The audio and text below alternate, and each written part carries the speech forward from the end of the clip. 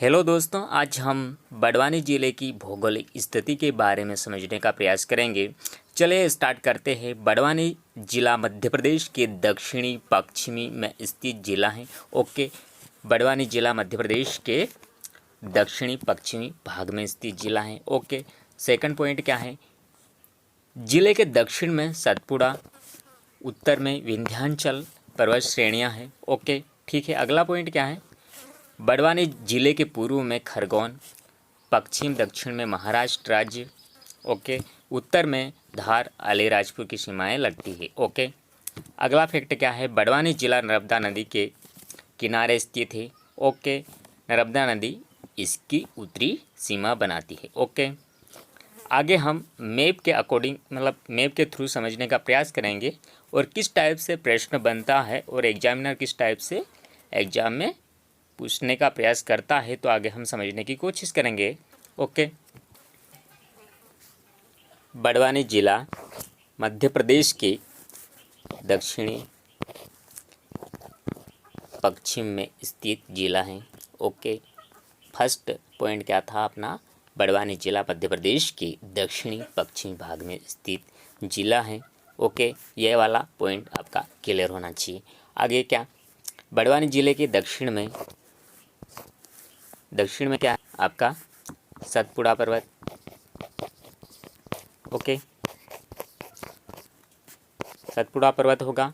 और बड़वानी जिले के उत्तर में क्या? विंध्याचल पर्वत है। ओके, क्या है आपका? विंध्याचल पर्वत है। ओके, इतना तो क्लियर होना चाहिए आपको। बड़वानी जिला इम्पोर्टेंट है, काफ़ी अच्छे से समझने का प्रयास कीजिएगा। बड़वानी जिले के पूर्व में आपका खरगोन होगा। बड़वानी जिले के उत्तर में आपका धार है।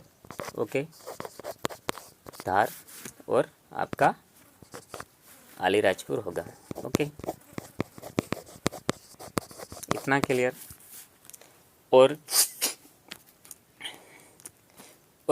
बड़वानी जिले के दक्षिण में कौन सा? यहाँ पर आपका होगा महाराष्ट्र राज्य। ओके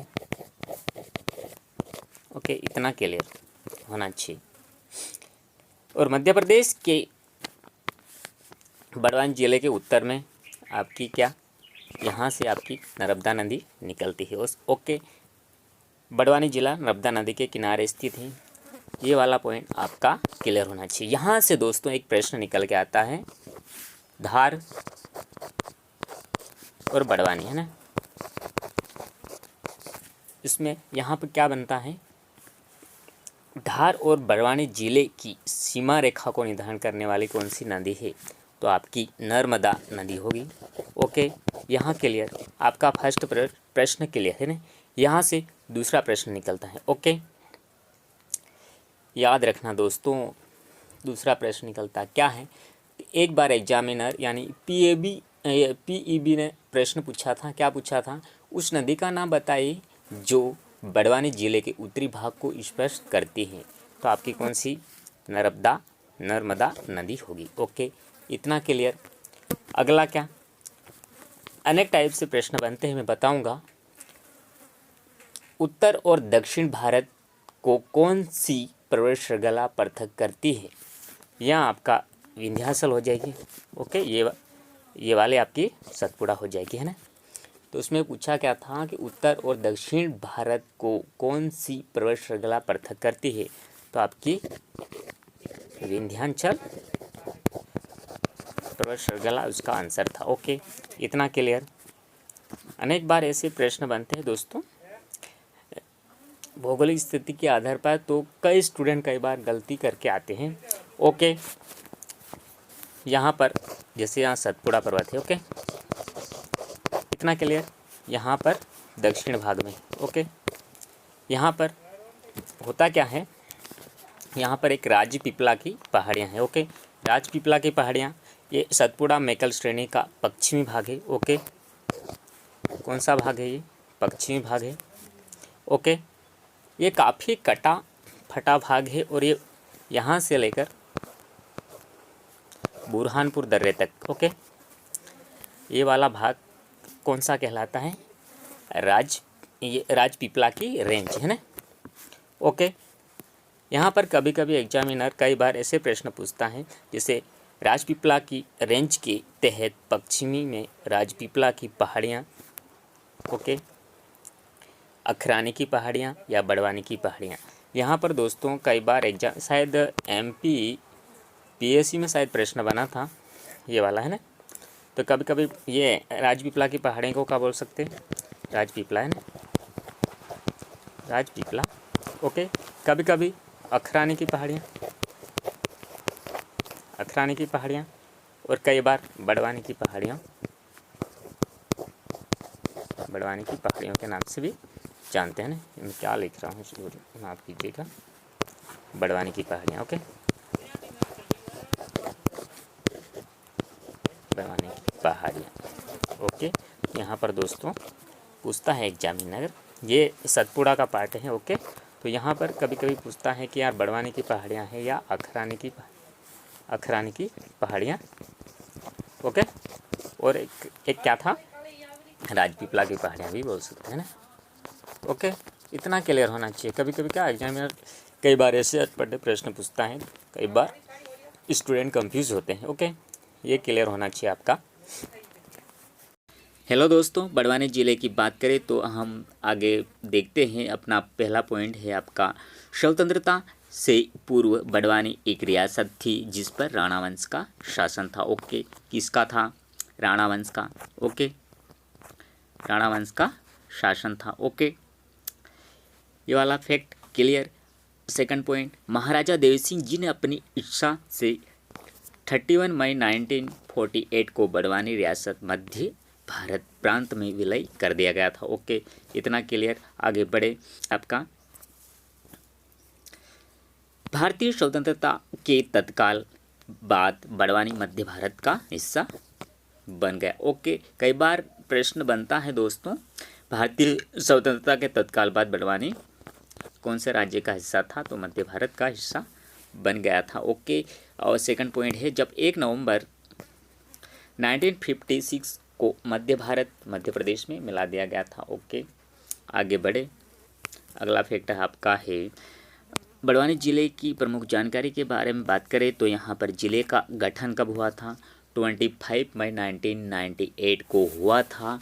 खरगोन ज़िले को विभाजित कर बड़वानी ज़िले की स्थापना की गई थी। ओके दोस्तों, यहाँ पर ध्यान दें कि बड़वानी ज़िले का गठन 25 मई 1998 में खरगोन जिला या पश्चिमी निमाड़, ओके, पश्चिमी निमाड़, कभी कभी एग्जामिनर खरगोन के बजाय पश्चिमी निमाड़ ऑप्शन में देता है दोस्तों, तो कई बार स्टूडेंट गलती कर बैठते हैं ना, पूर्वी और पश्चिमी निमाड़, यानी मतलब आपका पश्चिमी खरगोन होगा और पूर्वी की बात करें तो खंडवा होगा। ओके, आगे बढ़े।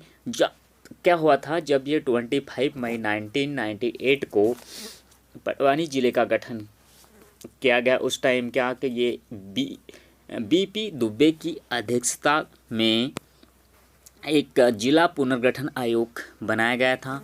ओके, तो उस टाइम मध्य प्रदेश में कितने 10 जिले बनाए गए थे, उनमें से 4 जिले मध्य प्रदेश में स्थित है। तो आपका बड़वानी, ओके, श्योपुर, ओके, अगला क्या है, अगला कौन सा जिला बना था आपका? कटनी, ओके, अगला कौन सा था आपका? डिंडोरी, ओके, इतना क्लियर। तो 4 जिले बनाए गए थे, और बाकी ऐसे तो 10 बनाए गए थे, बाद में वो कितने, अभी फिलहाल वर्तमान में 4 जिले हैं। ओके, आगे बढ़े। अगला पॉइंट क्या है, इंदौर संभाग में संभाग है, कौन सा है? मतलब बड़वानी जिला इंदौर संभाग में स्थित है। ओके, इतना क्लियर। और जिले का क्षेत्रफल की बात करें तो 5427 है ना वर्ग किलोमीटर है। ओके, वर्ग किलोमीटर है, इतना आपको याद होना चाहिए। ओके, आगे बढ़े। आपका अगला फैक्ट क्या है, या बड़वानी जिले की जनसंख्या की बात करें तो 13,85,881 है। ओके, यहाँ पर साक्षरता दर की बात करें कितनी है बड़वानी जिले में? 49। ओके, इतना क्लियर।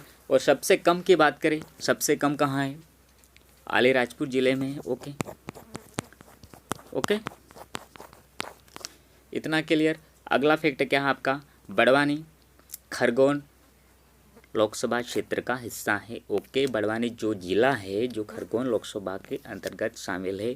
ओके, और सेकंड पॉइंट, ये अगला पॉइंट की बात करें तो इंदौर संभाग में 8 जिले हैं दोस्तों। इतना तो क्लियर आपका होना चाहिए। कई बार एग्जामिनर पूछता है कि इंदौर संभाग में कितने ज़िले हैं, तो आपका 8 होगा। और कई बार ऐसे भी हो सकता है कि बड़वानी जिला कौन से लोकसभा निर्वाचन क्षेत्र के अंतर्गत आता है, तो आपका खरगोन आता है। ओके, अगला फैक्ट की बात करें तो आगे बढ़े।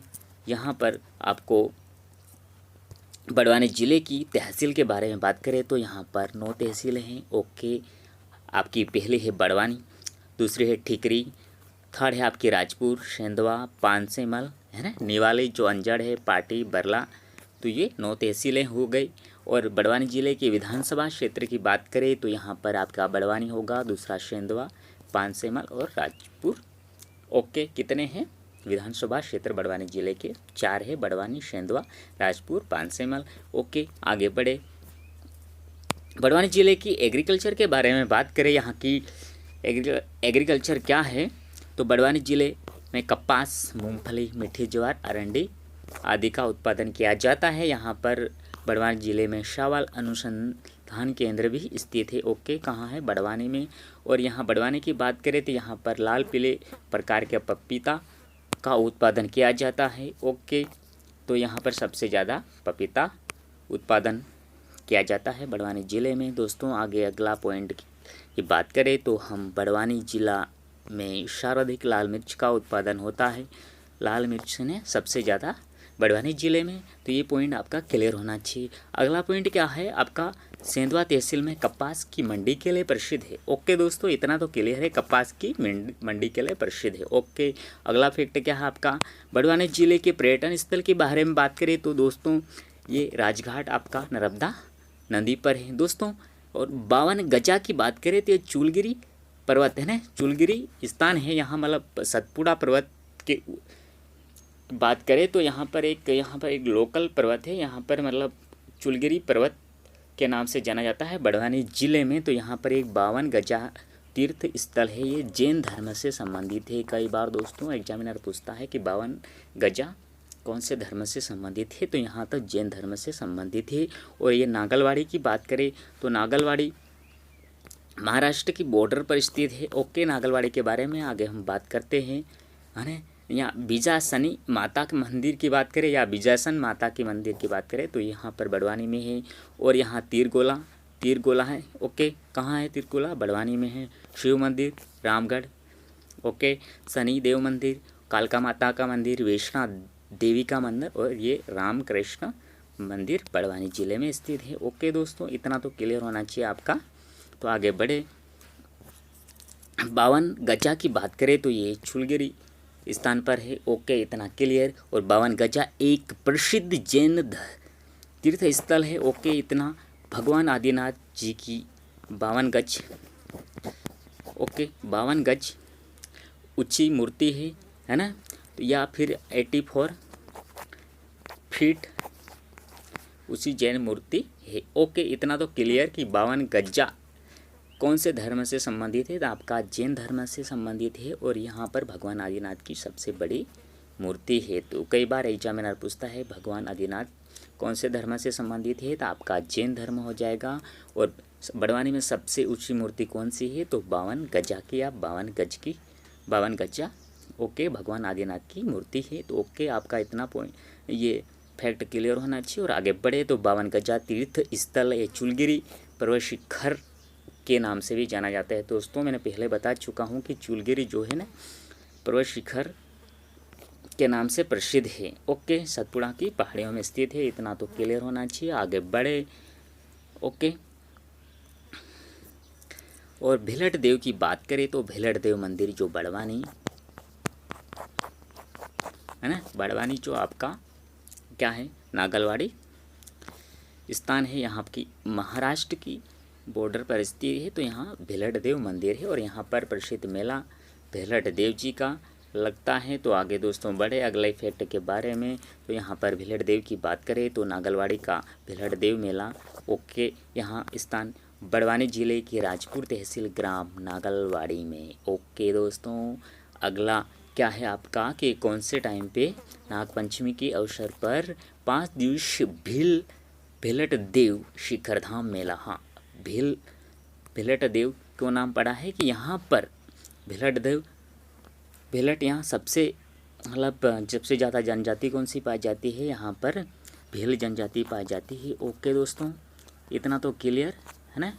और भील जनजाति की उपजातियों की बात करें तो भील जनजाति की बात करें तो यहाँ पर भिलाला, पटेलिया है ना, माणकर है आपका, बारेला वगैरह, ये उनकी प्रमुख भील जनजाति की प्रमुख उपजातियाँ हैं। तो यहाँ पर ये नागलवाड़ी में भिलट देव के बारे में बात करें तो यहाँ ये कौन से मतलब कौन सी जाति का प्रमुख देवता है। तो कई बार एक बार एग्जामिनर ने पूछा था दोस्तों, तो यहाँ पर भिलट बाबा देव जो भिलट देव है ये कौन सी जाति का प्रमुख देवता है। तो ये भील जनजाति का प्रमुख देवता है दोस्तों, ये क्लियर होना चाहिए आपका।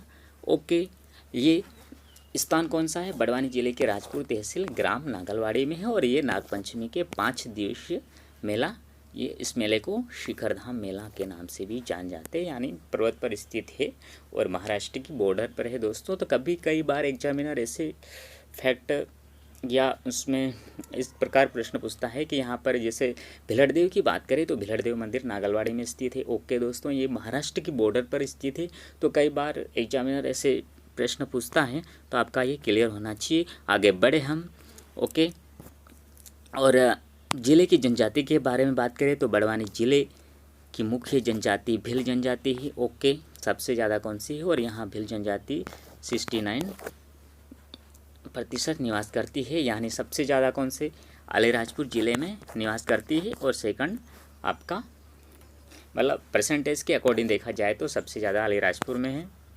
ओके, और अलीराजपुर में शायद 89 है, और झाबुआ की बात करें तो 87% है। ओके, इतना क्लियर। और बड़वानी में 69 है। ओके, इतना तो क्लियर होना चाहिए दोस्तों। और यहाँ पर बड़वानी ज़िले की बात करें, यहाँ पर सिद्ध भगोरिया नृत्य जो है ना भील जनजाति का, ये मनाया जाता है। ओके दोस्तों, अगला फैक्ट की बात करें तो हम आगे बढ़े। और यहाँ बात करें तो बड़वानी ज़िले की स्थापना कब हुई थी दोस्तों, 25 मई 1998 को हुई थी दोस्तों। आपका ये तो क्लियर होना चाहिए कि बड़वानी ज़िले की स्थापना कब हुई थी। तो दोस्तों ये कब हुई थी, 25 मई 1998 को हुई थी। और ये सेकंड वाला पॉइंट है ना, स्वतंत्रता से पहले बड़वानी को निमाड़का पेरिस के रूप में उल्लेखित किया गया है। तो यहाँ पर दोस्तों एक शानदार प्रश्न बना था कि स्वतंत्रता से पहले निमाड़ को कौन से नाम से जाना जाता था, या निमाड़का पेरिस कौन से स्थान या कौन से ज़िले को कहते हैं। तो दोस्तों ये बड़वानी की बात कर रहे हैं। ओके दोस्तों, बता दूं कि बड़वानी का नाम कैसे पड़ा। बड़वानी की बात करें तो बड़ यानी वट, बड़ या बरगद है ना, बरगद की बात करें तो बड़ यानी बड़ का अर्थ ही होता है, बड़ यानी बरगद होता है, और वाणी का अर्थ होता है बगीचा है ना। तो यहाँ पर बरगद का बगीचों के नाम से बड़वानी का नाम पड़ा है। तो उस टाइम क्या है कि बड़वानी ज़िला की बात करें तो काफ़ी पहाड़ी इलाका है, और यहाँ चारों तरफ ये बड़ यानी ये बरगद के पेड़ पाए जाते थे, उसके नाम के आधार पर पड़ा था। ओके, तो इतना तो आपका क्लियर होना चाहिए। आगे बढ़े, निमाड़का पेरिस के रूप में जानते हैं। ओके दोस्तों, इतना क्लियर। और बड़वानी ज़िले मुख्य किला कौन सा है, बड़वानी ज़िले का मुख्य किला सेंधवा का किला है दोस्तों। तो ये कई बार प्रश्न बनता है, बड़वानी ज़िले का मुख्य किला कौन सा है, सेंधवा का किला। आंख बंद करके राइट कीजिए, कोई डाउट नहीं। अगला फैक्ट की बात करें तो यहाँ पर भंवरगढ़ का किला, या इसको कभी कभी भोरगढ़ भी कहते हैं ना, भोरगढ़ या भोरगढ़ कहते हैं शायद। तो ये भी याद रखिए, भंवरगढ़ या भोरगढ़ का किला बड़वानी ज़िले में स्थित है। ओके, और यहाँ आगे बात करें तो अगला पॉइंट है बड़वानी में भगवान आदिनाथ की सबसे बड़ी प्रतिमा है। दोस्तों यहाँ पर एग्जामिनर प्रश्न पूछा था सबसे बड़ी प्रतिमा कौन से भगवान की है, तो भगवान आदिनाथ की है। ओके ओके, इतना तो क्लियर होना चाहिए, भगवान आदिनाथ की है ना, आदिनाथ आदिनाथ। और मैं कई बार बता चुका हूँ कि दोस्तों जैन धर्म से संबंधित है ना, और 52 गज्जा यानी 52 गज्जा के नाम से भी प्रसिद्ध है। तो दोस्तों इतना तो आपको क्लियर होना चाहिए। और आगे बढ़े हम बड़वानी ज़िले की बात करें तो इसमें यहाँ पर फर्स्ट आपका पॉइंट है नंदवंश की मुद्रा बड़वानी ज़िले से प्राप्त हुई। दोस्तों ये आपका फैक्ट क्लियर है, कभी डायरेक्ट या इनडायरेक्ट प्रश्न बनता है। ओके, यहाँ बड़वानी ज़िले कि पुराना नाम की बात करें तो यहाँ बड़नगर या सिद्धनगर के नाम से जानते हैं, इतना आपको क्लियर होना चाहिए। और यहाँ पर राणा देवी सिंह ने अपने भाई की स्मृति में तीरगोला का निर्माण करवाया था। उससे अभी वर्तमान में क्या बोला जाता है कि उदय मेमोरियल के नाम से भी जाना जाता है। तो इतना आपका क्लियर होना चाहिए। आगे बढ़े अगले फैक्ट की बात करें तो यहाँ बड़वानी जिला नर्मदा के दक्षिण में सतपुड़ा रेंज में स्थित है। ओके, तो ये पहले बता चुका हूँ, ये नर्मदा नदी के दक्षिण में है। ओके, तो एक पहला आपका ऊपर आ जाएगा विंध्याचल, है ना, ये नर्मदा नदी जाएगी और ये यहाँ पर आपका सतपुड़ा होगा, है ना। और यहाँ पर नागलवाड़ी है, आपका 52 गज्जा है, शिखर धाम वगैरह ये स्थित है। तो दोस्तों हम इसके बारे में पहले बात कर चुके हैं। तो यहाँ पर अगला पॉइंट है आपका स्वतंत्रता संग्राम 1857 की क्रांति भीमा नायक बड़वानी जिले से है। ओके, कौन क्रांतिकारी है, भीमा नायक, जिनका शायद देहांत जब अंडमान निकोबार द्वीप समूह में, यानी आप कह सकते हैं काला पानी की सज़ा कहाँ मिलती है, अंडमान निकोबार द्वीप समूह में, तो उनकी मृत्यु वहाँ हुई थी। तो ये 1857 क्रांतिकारी भीमा नायक बड़वानी जिले से संबंधित है। ओके दोस्तों, इतना आपका क्लियर। आगे बढ़े भारत के परमाणु आयोग के पूर्व अध्यक्ष डॉक्टर अनिल काकोडकर का जन्म बड़वानी जिले में हुआ था। ओके, कहाँ हुआ था, अनिल काकोडकर या काकोडकर नहीं, काकोडकर है ना।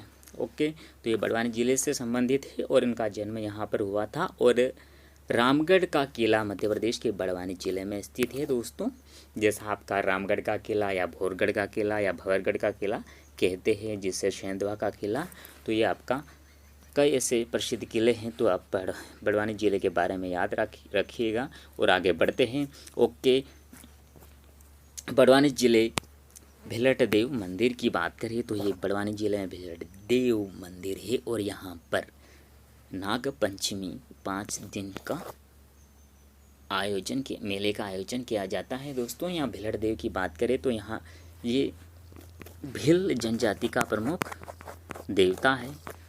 कई बार एग्जाम में पूछता है, तो दोस्तों याद रखिएगा। और अगले फैक्ट की बात करें तो यहाँ जिले में सागर विलास पैलेस है ना, राजा रणजीत सिंह के दिवंगत बेटे की याद में बनवाया था। तो ये फैक्ट आपका क्लियर होना चाहिए, सागर विलास पैलेस जो राजा रणजीत सिंह ने बनाया था। तो ओके, इतना तो आपका क्लियर होना चाहिए। और आगे बढ़े तो सेंधवा में ना ये सूती कपड़ों के कारखाने प्रसिद्ध है। तो इतना तो क्लियर होना चाहिए दोस्तों आज के लिए इतना काफ़ी है। हम बहुत जल्दी अगले वीडियो में मिलेंगे दोस्तों। और आपको वीडियो अच्छा लगा, हेल्पफुल लगा तो आप कमेंट कीजिए और शेयर और लाइक ज़रूर कीजिए। और मेरे चैनल को सब्सक्राइब ज़रूर करें दोस्तों, क्योंकि मेरा नया चैनल है। तो हम बहुत जल्दी ही आपके लिए अच्छी क्वालिटी के वीडियो बनाएंगे। ओके।